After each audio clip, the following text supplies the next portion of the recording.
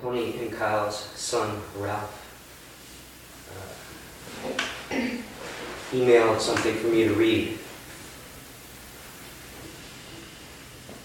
And I'll try to do it.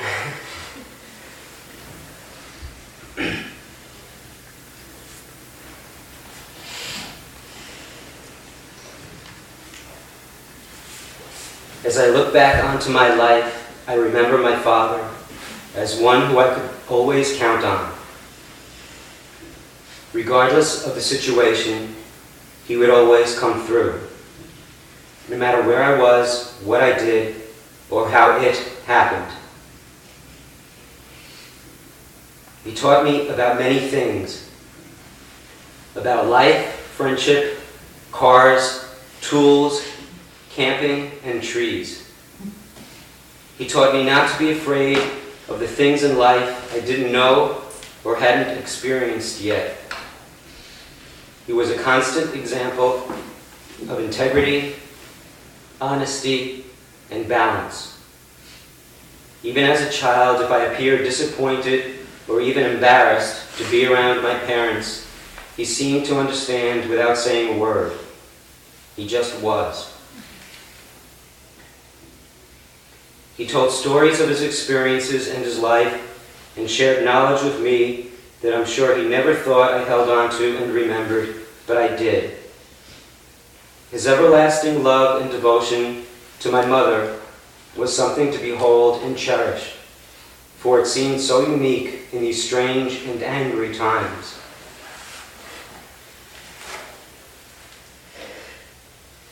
Throughout my entire life, I never heard as much as a disparaging word about him. What an incredible human being, just being. I often wonder how many other lives he affected, as I'm sure it was not just ours. Please remember his passion for life and his unwavering thoughtfulness. He was a man who soared over obstacles and mountains of uncertainty over the years, but never did I hear him complain.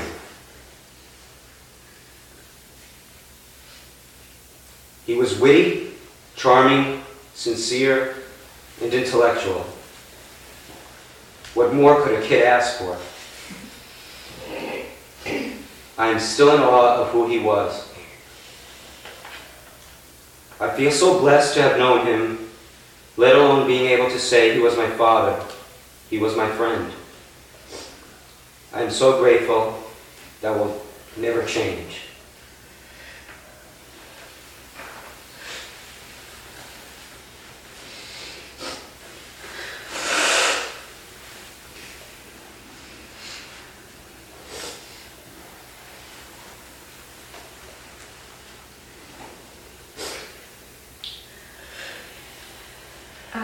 I would like to say a few words about Kyle.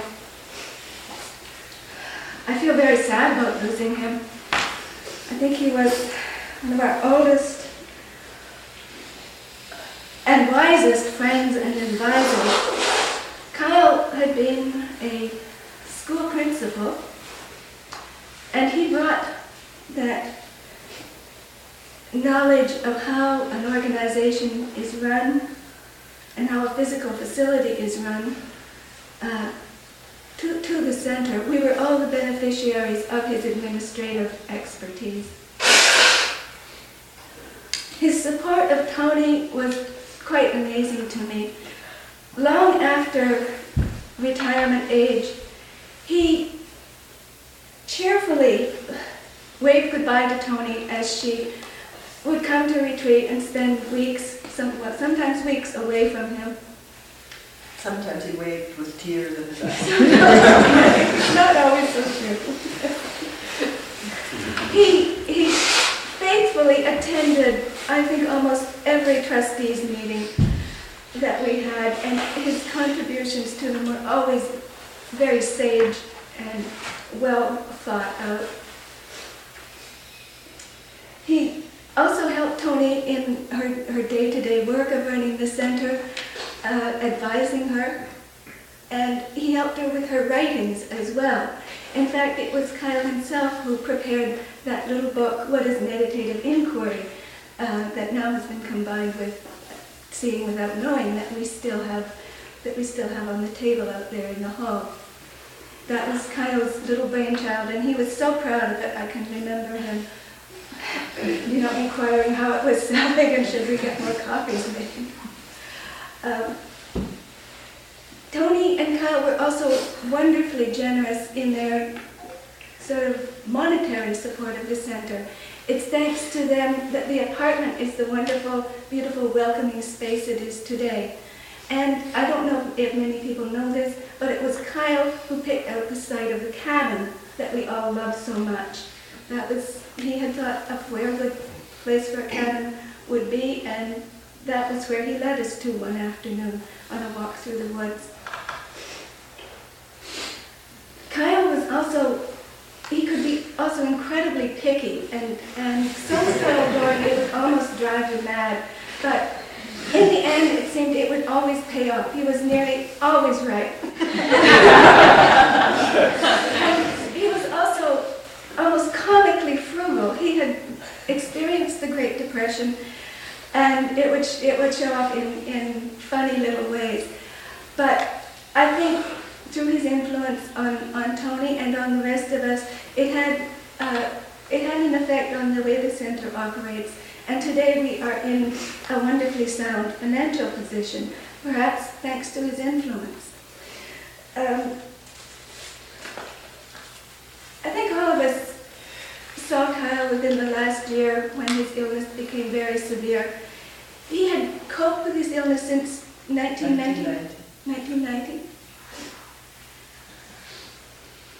And it was incredible how he was uncomplaining, and throughout the entire illness, supportive of Toni to an incredible degree, never seeming to demand very much for himself,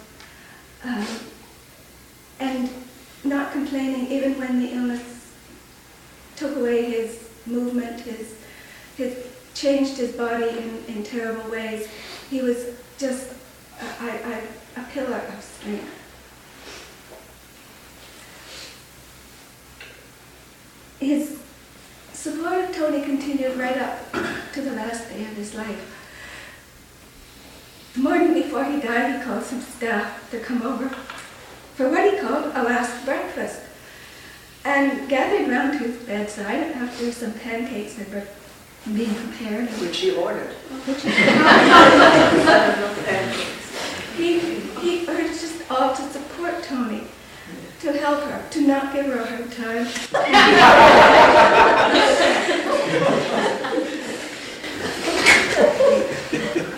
I don't know what this incredible effort cost him in terms of his own life. I think he spent the very last of his strength in supporting Toni and I think in supporting us all. I think we'll all miss him terribly.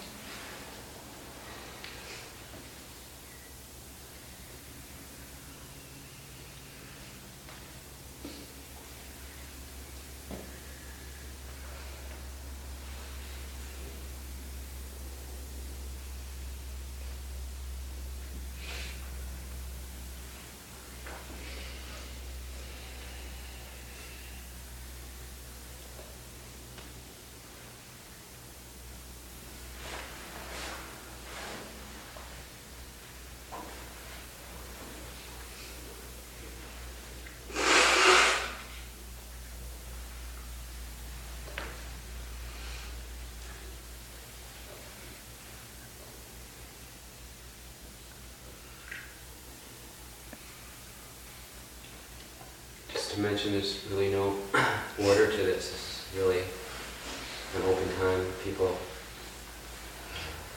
really feel free to say what they like.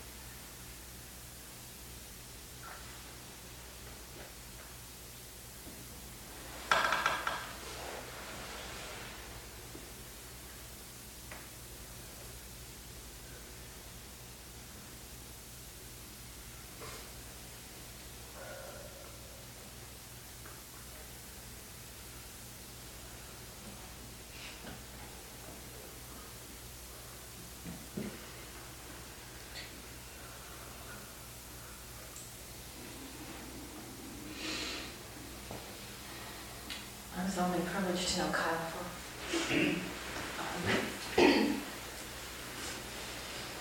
about the last 6 or so years, and from the very first time I saw him, he was just, there was just a connection, and he was just such a special person. And through all his illnesses, it was always so amazing to look into his eyes. And he was this wonderful, clear, gentle presence, unwavering. He was just Kyle. He was also just this, both he and Toni were just this wonderful role models of, what a relationship between two people could be. And one of my first memories is of seeing Kyle, and coming to my first retreat here and seeing Kyle and Toni walking down a driveway holding hands. And what a gentle, wonderful way of being.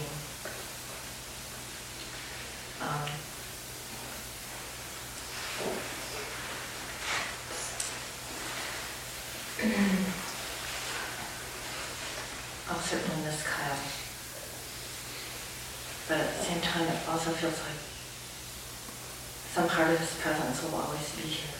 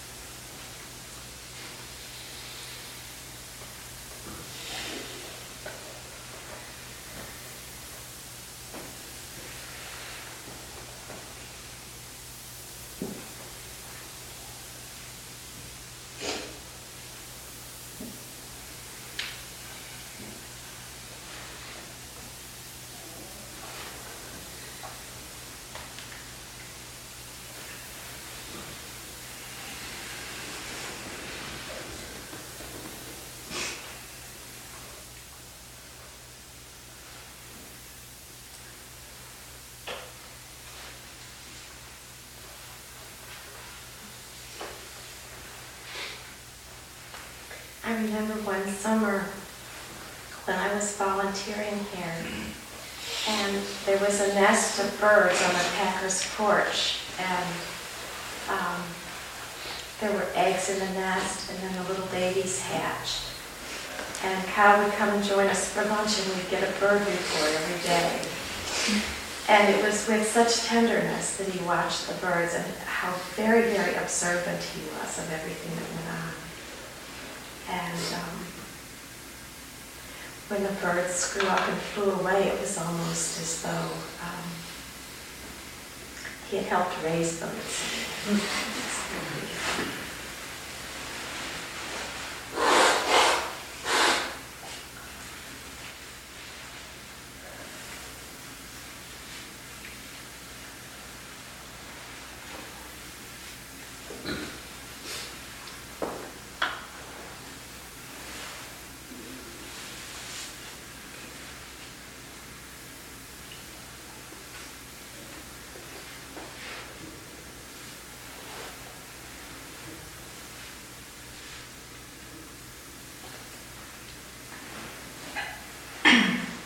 was not able to come this morning, but he sent a note out to share. In celebration of Kyle, our life's paths took divergent courses approximately 15 years ago, and I haven't seen him very often since then. My memories are therefore free of the ravages that time and health may have placed on me.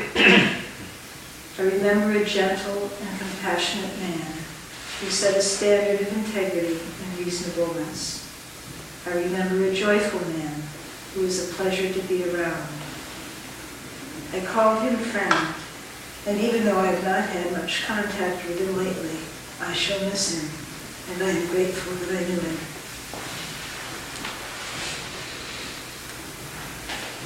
And I wanted to speak for myself, and I also have not seen much of him in the past years, but I remember asking his advice in working with children and staff, which he shared freely, and there were always kernels of wisdom that no matter what age of person one worked with,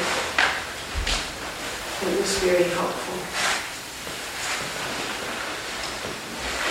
Another piece was when I was struggling with an issue and talked with him about it. And he was able to bring up other perspectives that were uncomfortable to look at, but were helpful in my struggle through the situation. Also,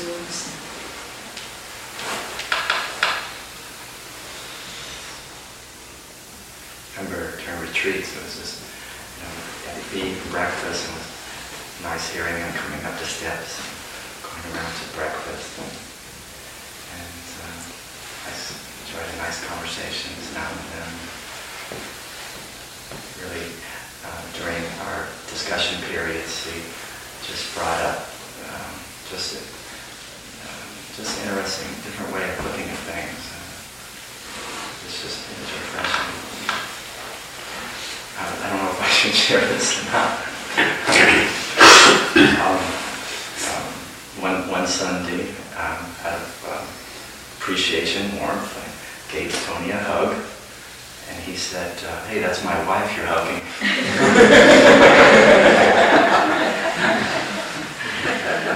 So we still had that flame.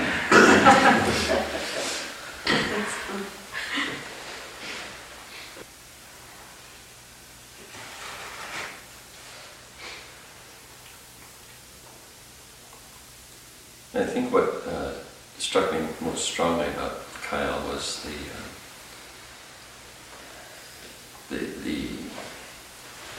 kind of active mindfulness he always seemed to have. That his mind seemed to me very active, always observing, weighing, picking things up, looking at them. Partly just because I think he was interested in the world. But what he did with that was really quite remarkable. That he had, I'm sure, born of experience, but other things as well, this sense of how things could be, could come to be. He was quite often involved in difficult, even crisis situations that I would hear about or even be slightly involved in here, and I could always see him just picking things up, looking at them, envisioning how this extremely difficult situation sometimes could work in some way that would be satisfying, that would be useful and helpful and so on. He almost seemed to have a faith. I mean, faith is a funny word, but I'm sure his long experience showed him this, that by doing these things, by envisioning how stuff could happen, and then figuring out how he could contribute to that, it could happen. But of course, in any situation you're involved in, you're not sure that's going to work. And yet, he seemed to have a very almost rock steady faith in that procedure, moving in those directions.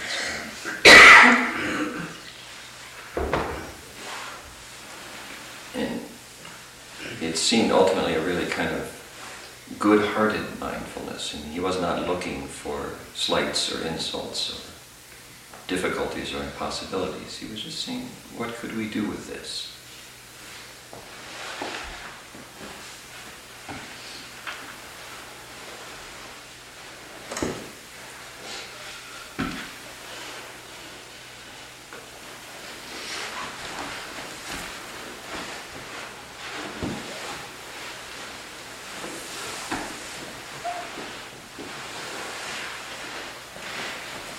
It's interesting you brought this up.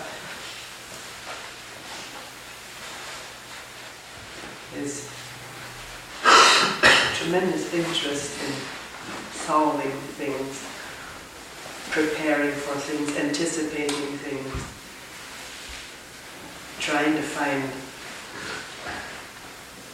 a way of knowing what to do.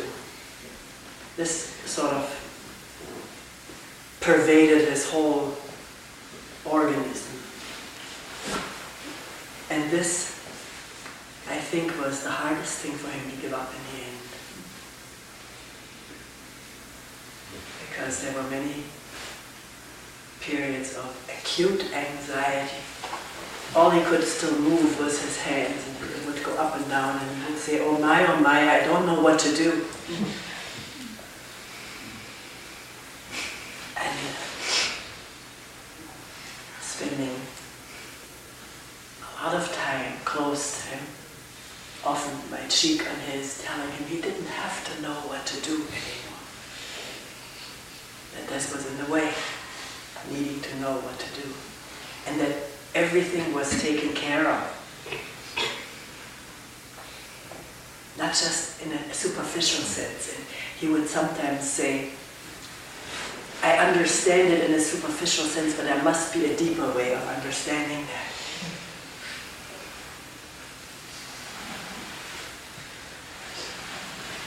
So it was amazing to me how our characteristics that may aid us so well in our day-to-day life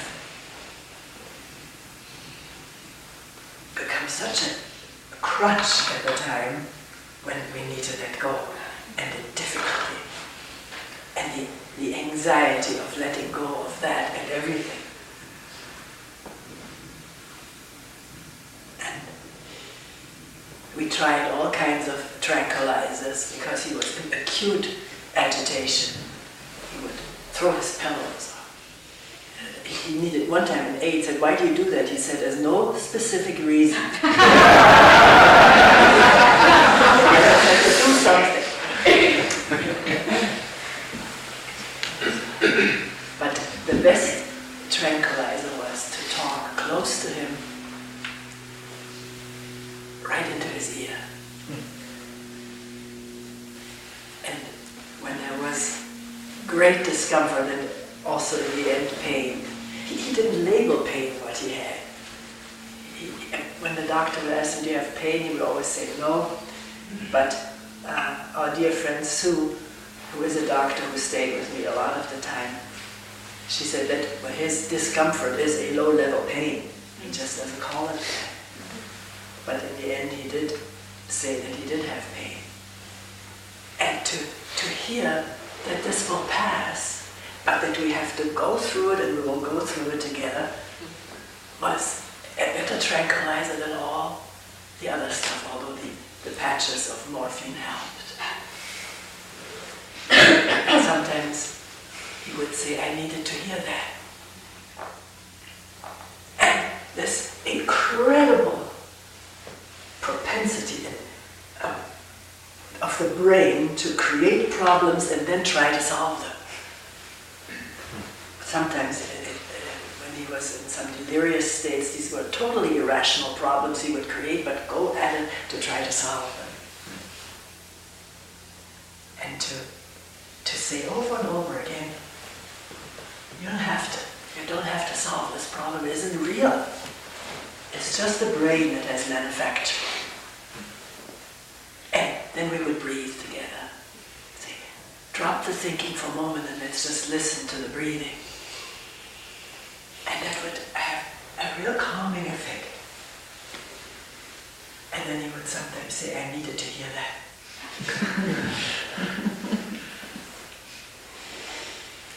And he did, in the end, he did want to go. He didn't want to stay around, not out of,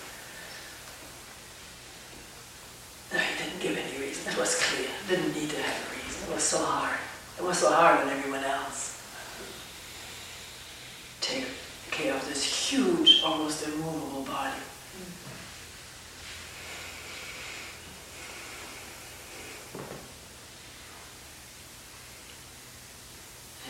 One time, Sue and I had gone to look at the Genesee or Teresa house, because every once in a while we didn't know anymore how to really take care of it. So we looked at this place and it was very nice, and then we got a call that Kyle was taking a turn for the worse. So we rushed home because that was the last thing I wanted to happen, him going without my being there. And he sat slumped down in the bathroom. He hadn't made it to the bench where he was washed. And Ralph and Kate were there. And they thought this was it. Because Kyle had said to Ralph, I want to go, can you push? When I came in, I was so happy to see that he had not gone. And he rallied. He rallied for a couple of weeks, with ups and downs.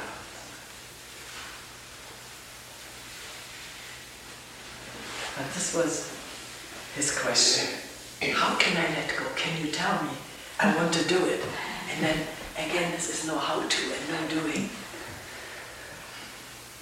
It happens on its own when we don't try to do anymore. And have plans and solutions. And in the end, it worked. Someone said a few things to him, and he would say a few ahs. That he didn't have to go any place. He was home, right now, here, now.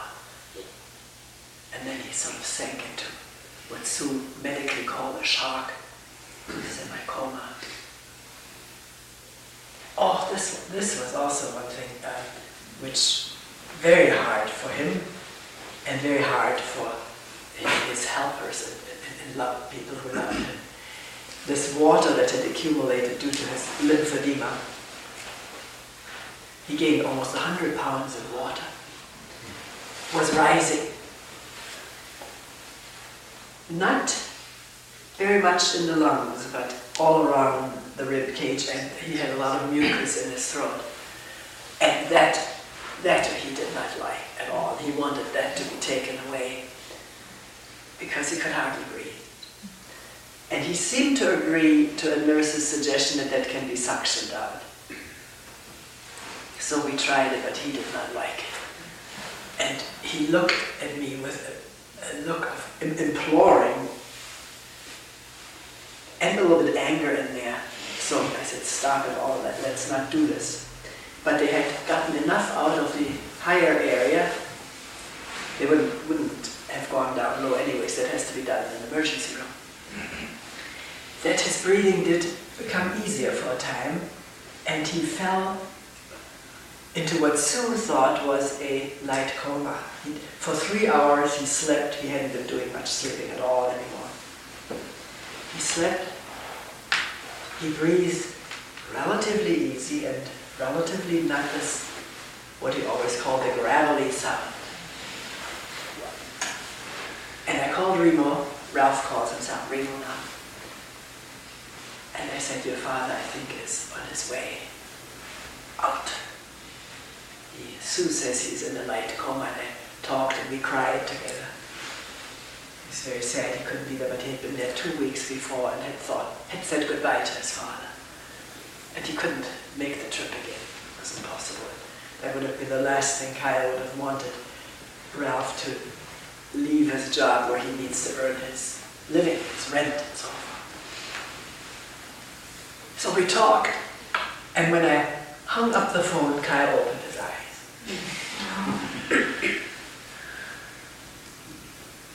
He hadn't gone yet.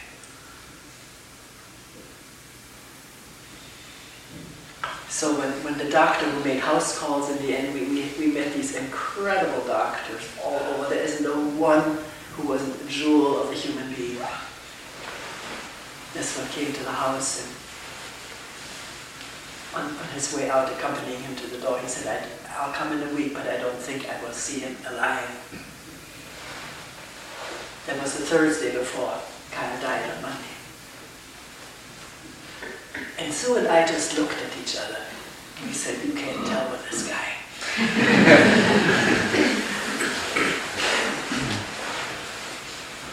But he so much wanted to go. Cease being a burden.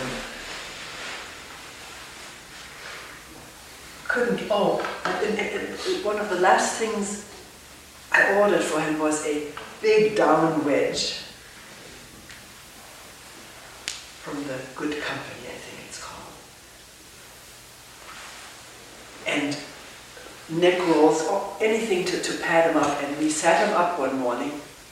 That was the morning of the last breakfast. And it had been a foggy morning, and in the course of the morning, the sky cleared, and it was beautiful, blue with little wispy clouds. And at one point he said, look at that cloud, it's the symbol of a man. And of course, as we all know with clouds, they don't stay. They come and go. But that's what I never cease telling him. Clouds come and go, bodies come and go, but this love does not come and go, it's here.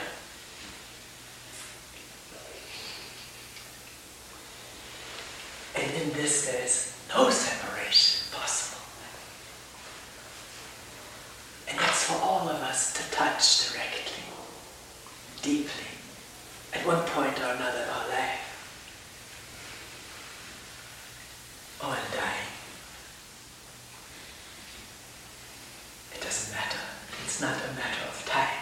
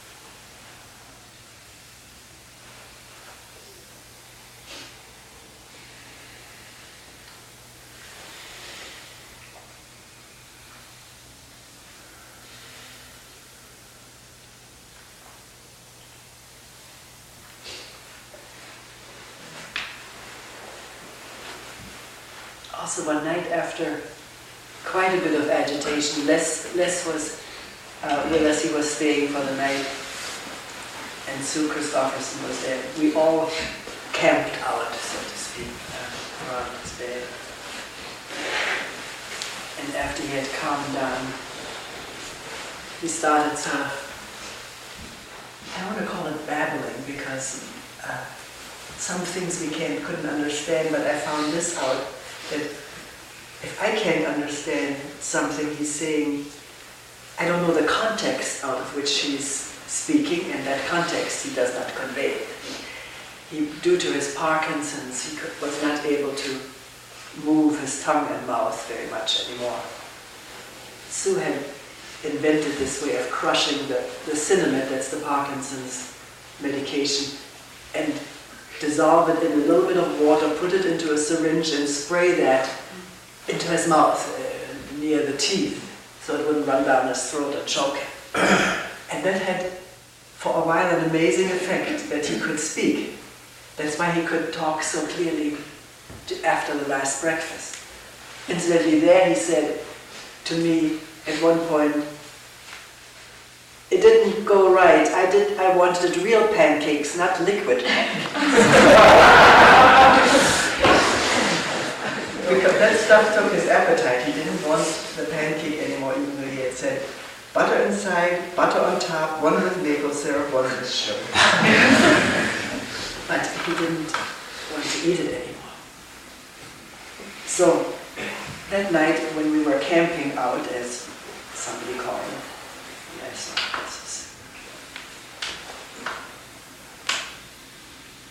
he was looking for names for himself, and he came up with Bucktooth.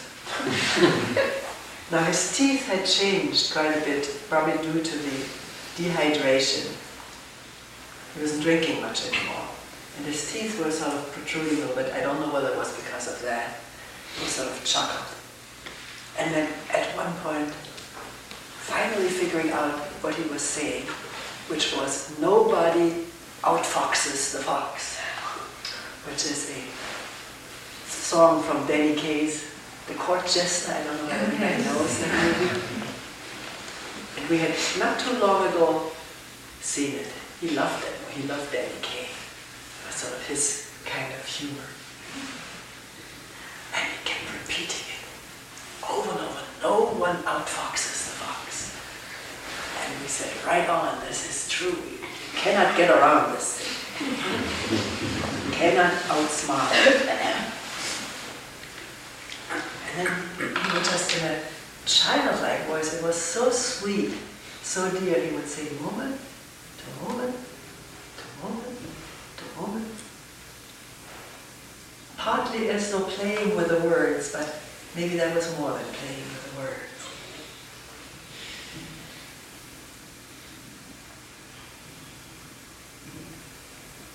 And at the time of the last breakfast, before he started saying that, "Don't care for me anymore," he'd say, don't worry about me, don't do things for me, don't do things for Toni." But before he said that, he thanked everybody for all that they'd done for him. And before then, that he had sort of occupied himself, that was the whole night before too, with the opposites. Clarity and confusion. Why he had asked me why, when there's clarity, why does there have to be confusion again? I said that's what every retreatant asks. And sharp and not sharp, coming and going and dropping in and dropping out. And then at one point he said, it's when the group of people that he could think of name-wise were there. He said, "I want a sharp cut, not this in between." He repeated that several times. So when he named some people who he would like to come for the last breakfast, these were the oldest of members of staff in here. But he groped for more names. but he couldn't find them, and I assured him he didn't have to look for these names, this was fine. And then at one point, he said, "Where's Brandt?" That was one name that we had forgotten. Of course, we had known Brandt since '72. Yeah.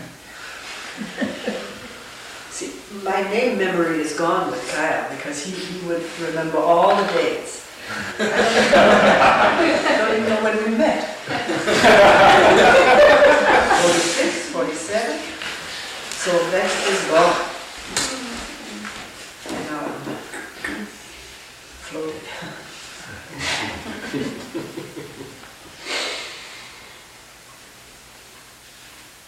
But this thing of names occupied.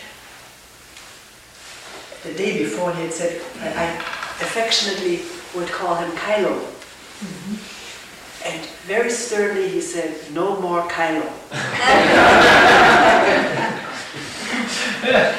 Glad you told me, he didn't say it anymore. But during this night when he was playing with names and came up with Bucktooth, I said, "How about Kylo?" And he said, "Kylo is all right."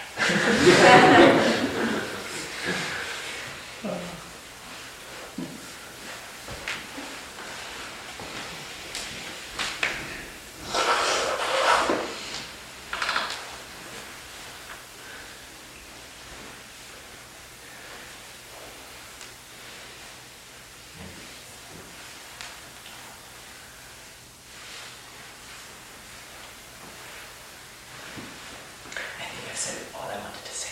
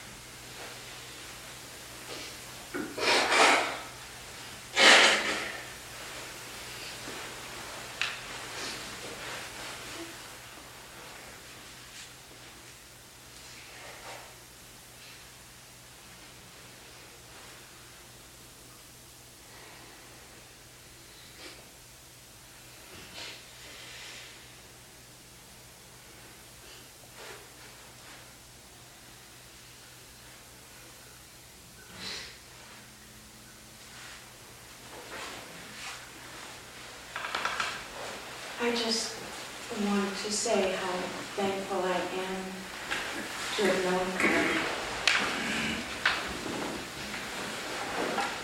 We all have said how precious he was, how present he was, how open he was. He was always there. I have many memories of him, having known him many, many years.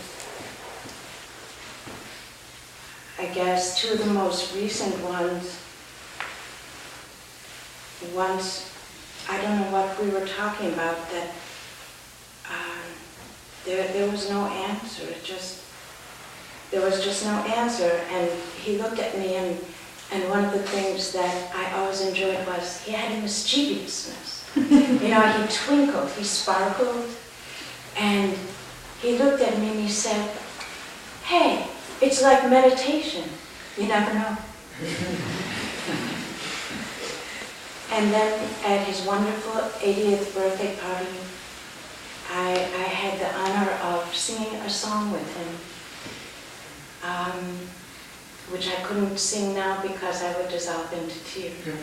But it was a song, Someone Like You, a pal so good and true. And it just made me think of your relationship with him, Toni, and how beautiful a relationship. Not a solid thing, but just what was happening, just the moment to moment to moment, the beauty in that, and how much the beauty, the freedom in that. Just his presence. Recently I heard a poem of Rilke that I can't quite remember, but it was for hundreds, something like this, for hundreds of years I've been circling around, and Rilke used the word God, but maybe substitute truth or being or presence, circling around that ancient tower for hundreds of years. And I don't know if I'm a falcon or a storm or a great song. And to me, Kyle was a great song, being sung. And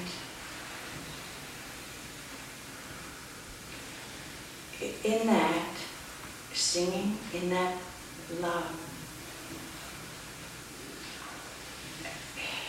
he's not gone anywhere.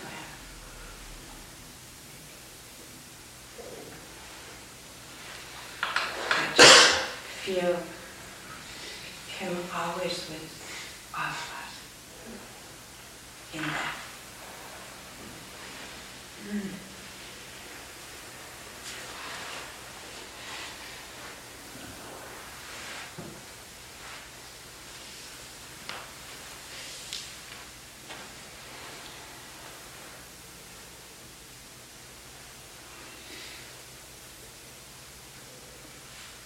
That's what he said the morning of the last breakfast, let's have a song. And I thought he didn't mean a song, let's have some music, and Stu brought a big boombox in that kind of bought. Because consumers had recommended. Okay, nothing but trouble with it, but it did play. It did play, that was a CD, wasn't it? We put on his favorite Mendelssohn violin concerto.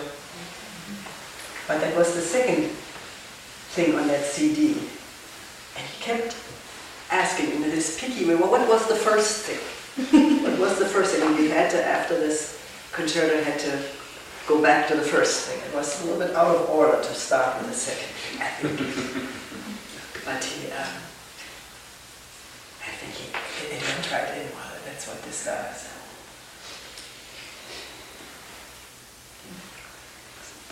We often go to hear at the Eastman House different quartets, and Paul had a favorite second string violinist for many years, and the guy's name was Peter, and he reminded me very much of Kyle and also of your relationship.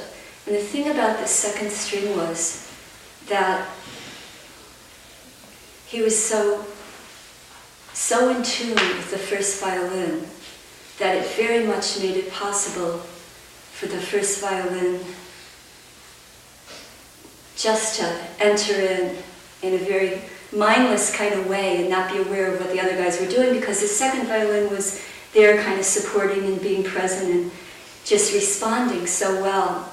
And yet the thing was that we grew to love the second violinist more than the first one, because he made that possible for the music to happen. And he was so much himself, and yet there was, the way he was himself was this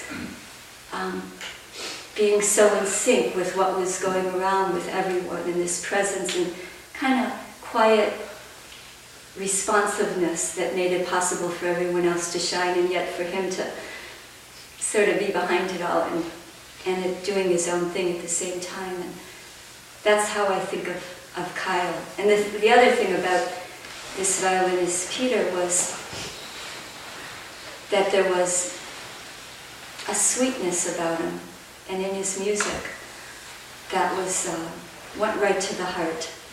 And I think that's how I'll always think of Kyle, as a keen intellect and the wit and all that we've said, but also in the end this sweet presence that just kind of opened up your heart a little bit and made you more present to yourself.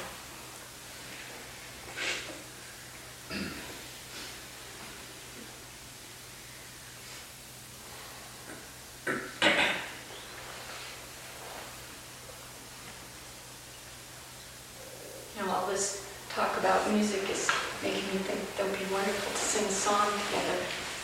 Kyle might just be listening.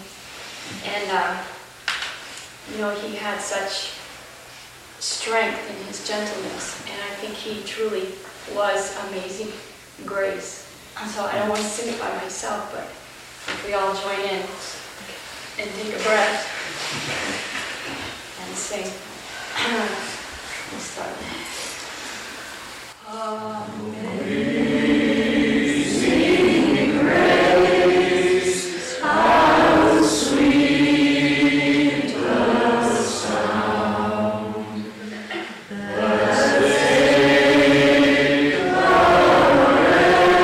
wretch like me.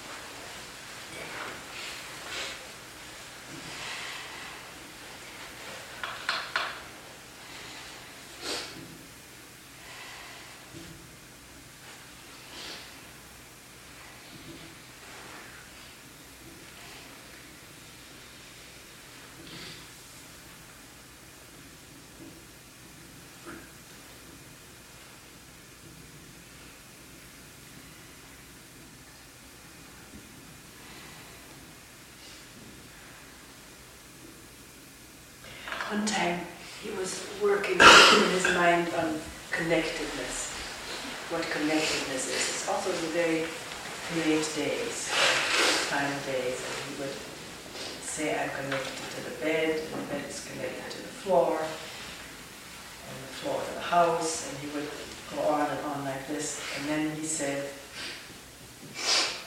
there must be a connectedness that's deeper than all of this.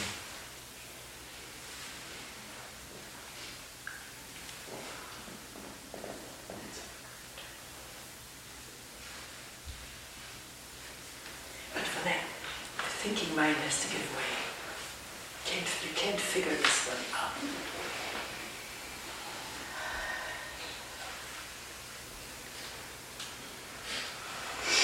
It has to simply reveal itself.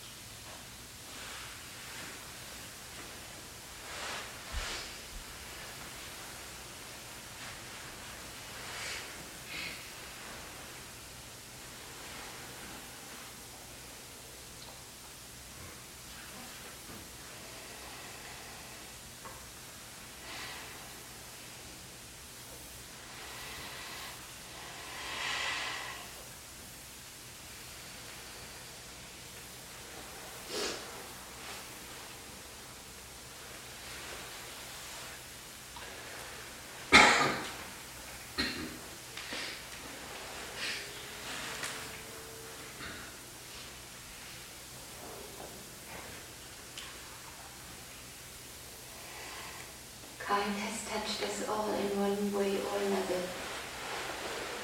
And in this precious moment that we're all sharing, there's so much of Kyle in this room now.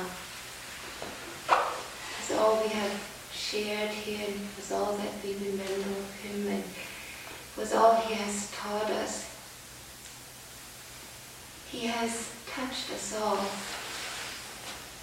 in such a way that he has become part of our life, and he is part of our connectedness.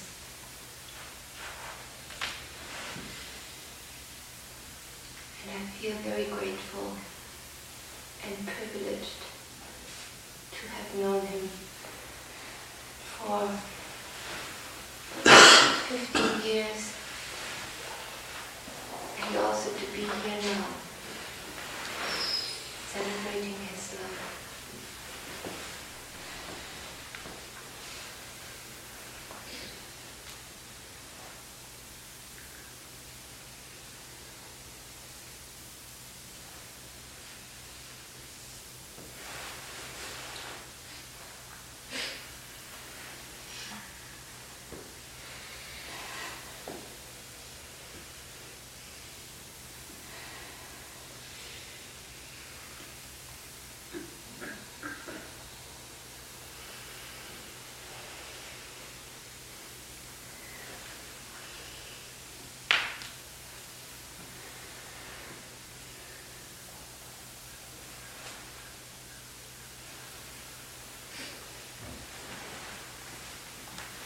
In the last few weeks and months of Kyle's illness, there were sort of periods where there were changes in how much he was able to get around, either on his own or even with help, until, of course, he was completely confined to the bed. But this one stage where I think he was able to still, with tremendous effort, get out of a chair and use a walker, do some shuffling. But it was pretty limited. And I was over at the house, and he just had this idea that he had to move this phone that was in the office so that if Toni was napping or whatever, that he could hear that ringing, because he had to answer the phone if it rang. Unlike being at the center here sometimes. He had to answer that phone. It was really, somebody was calling. Couldn't just let that phone ring. And at first, before trying to figure out some way of doing that, moving the phone, I was trying to imagine how he was going to get to this phone, where he would be, other than literally right next to it, that he'd be able to get to this phone while it was still ringing. And he said, well, if I'm in the bathroom shaving or whatever, in the bath, the distance wasn't that great, but in the condition he was in, again, I just thought, how? And I was thinking, well, here, move the phone, and it rings, and if I would call, and he's trying to make some sort of movement to get to that phone, and something happened. So I said, I feel terrible if I call, and that you need to get to this phone, and something would happen. And he said, well, if something happens, it's not the phone's fault.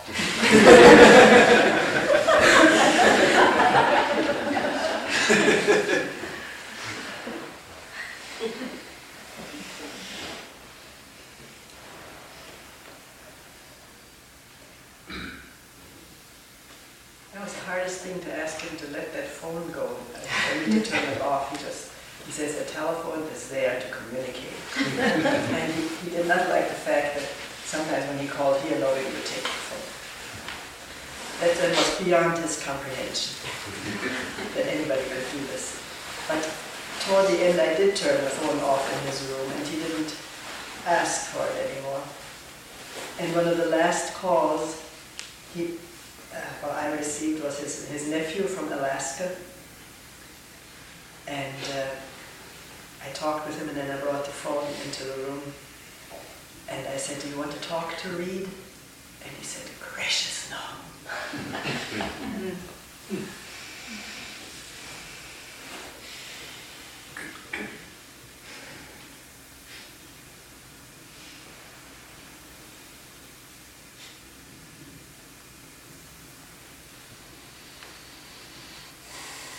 When he was so hard and moving, he did most of the time didn't remember to just clip the phone to his belt or to his pants, so he'd had it with him.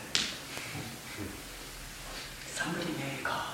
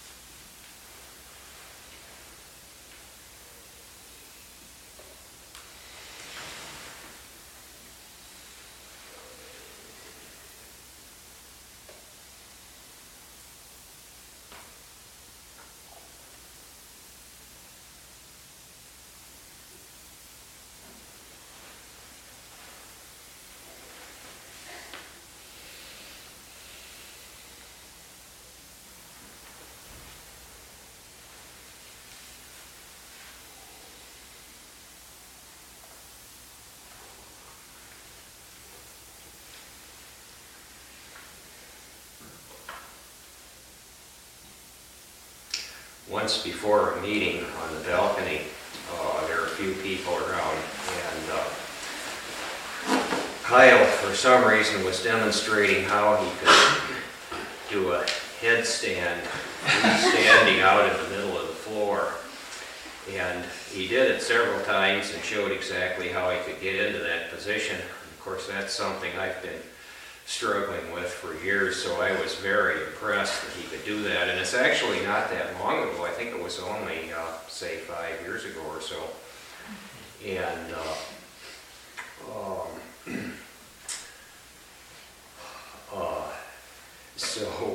and I've been, that was an inspiration to me to try harder, and I still can't do it. I still can't ball. So he must have had an excellent sense of balance.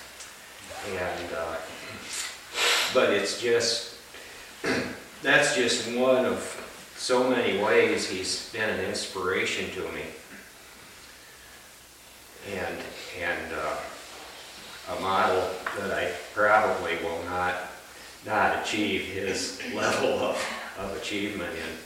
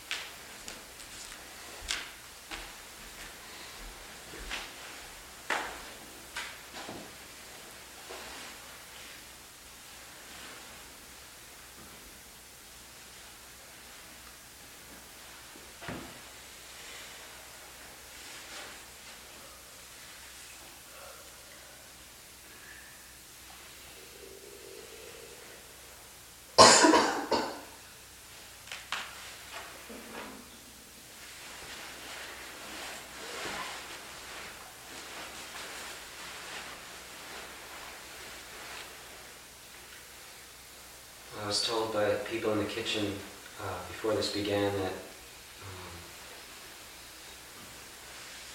potluck would be ready at any time that we are. I also don't want to rush things. I have one more thing to say just about that, kind of about that. It's like, one thing I really just loved about Kyle was that he loved to party. And he loved the post-retreat dinner. And I just always remember him with these big plates of ice cream and a good cup of coffee. And I remember at his 80th birthday party, we were all worried that he was going to get tired, and so we kind of tried to keep things short.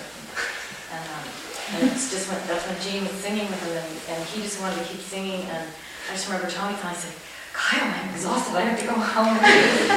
She would come out and party. So, maybe that's another way we can remember Kyle, is just have a really good party.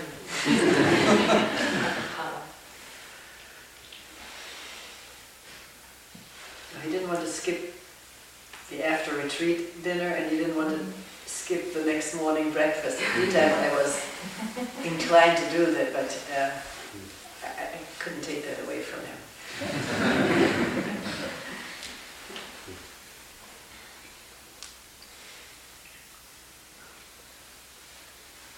So we made a handicap access by driving around here, and Wayne made a little ramp, and then the table was here, and he could come right in. And I think we did that 3 times, or 3-4 times.